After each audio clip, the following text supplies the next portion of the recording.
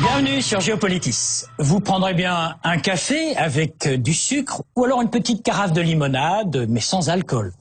En tout cas, si vous avez soif de connaissances, sachez que tous ces mots, café, carafe, limonade ou alcool, tous sont des mots d'origine arabe. Ces mots, ce sont autant d'apports à l'Occident en provenance de cette brillante civilisation arabo-islamique, cette civilisation qui a transmis, inventé et magnifié tant de disciplines entre, disons, le 8e et le 13e siècle. Mais il n'y a pas que les mots, il y a les mathématiques, le calcul, nos chiffres arabes, il y a l'astronomie, la chimie, la médecine, la philosophie et la géographie.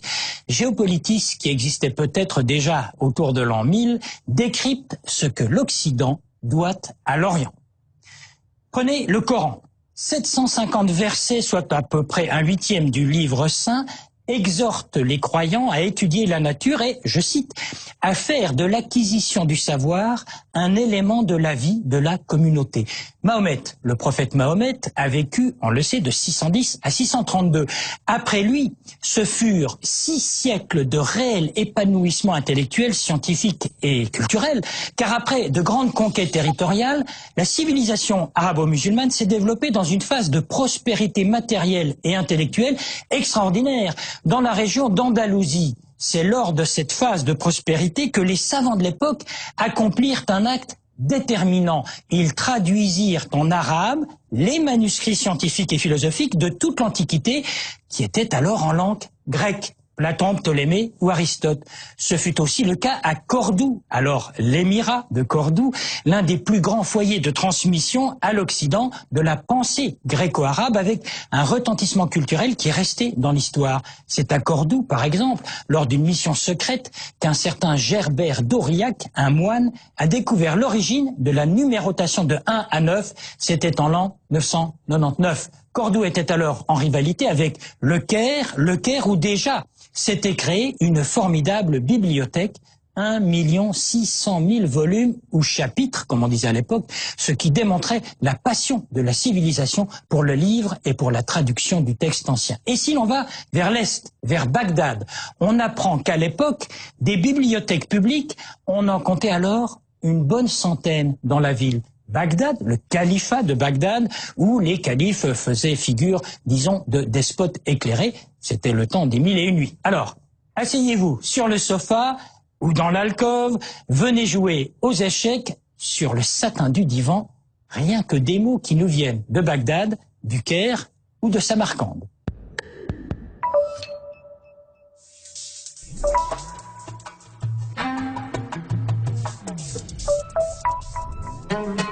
C'est l'un des principaux apports de la civilisation arabe, le papier. En 712, les Arabes conquièrent Samarcande, ville de l'actuel Ouzbékistan, en Asie centrale.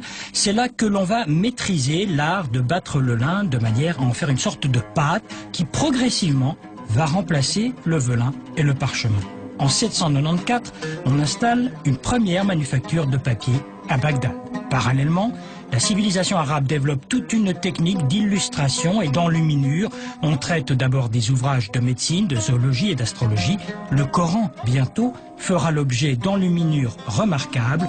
La tradition veut que l'écriture soit un don de Dieu. Dès lors, recopier le Coran, c'est entrer en contact avec le divin.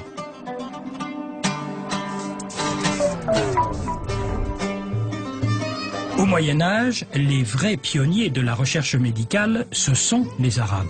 En premier lieu, ce sont eux qui ont gardé, conservé et transmis les savoirs de l'Antiquité. C'est grâce à eux que nous connaissons les enseignements d'Hippocrate. Il semble que les Arabes aient repris la théorie dite des 4 humeurs, à savoir que la maladie résulte en fait d'un déséquilibre entre la bile, le flegme, le sang et l'atrabile. La médecine consiste alors à rétablir cet équilibre par des remèdes et aussi par une alimentation appropriée. On peut citer une encyclopédie médicale de l'époque, celle dite d'Avicenne, qui répertorie près de 800 remèdes. Avicenne, qui était iranien et qui a vécu il y a exactement 1000 ans, est en fait le premier médecin qui a décrit avec autant de précision des maladies comme la méningite ou la pleurésie. Et c'est aux contemporains d'Avicenne que l'on doit la description de la circulation sanguine pulmonaire et l'opération de la cataracte. C'était déjà l'une de ses spécialités. Jusque-là, en Europe, on utilisait les chiffres romains. Et c'est au Maghreb que l'on allait mettre au point les chiffres dont nous nous servons aujourd'hui, les chiffres arabes, de 1 à 9. Coup de génie, les mathématiciens de l'époque, qui n'avaient d'ailleurs pas ce titre, ont décidé de prendre le 0, qui était d'origine indienne, et de lui conférer le statut de nombre, ce qui n'avait rien d'évident à l'époque.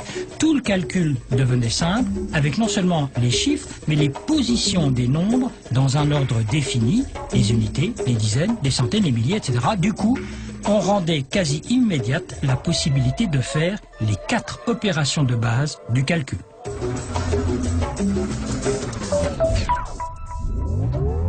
Un certain Al-Jazari, à ne pas confondre avec Al Jazeera, avait construit une monumentale horloge où des cercles représentaient le mouvement du zodiaque, du soleil et de la lune. L'astronomie a toujours passionné la civilisation arabe qui avait non seulement intégré mais encore développé les découvertes de grands anciens comme Ptolémée. C'est ainsi que se sont matérialisées les cartes du ciel et que se sont perfectionnés des instruments de mesure et d'observation comme l'astrolabe. Et comment oublier que ce sont ces savants arabes qui ont imaginé le plus vieil outil pédagogique de l'astronomie, le globe céleste. L'astronomie, le calcul, la médecine, le papier comme support, autant de disciplines maîtrisées par cette civilisation arabo-musulmane.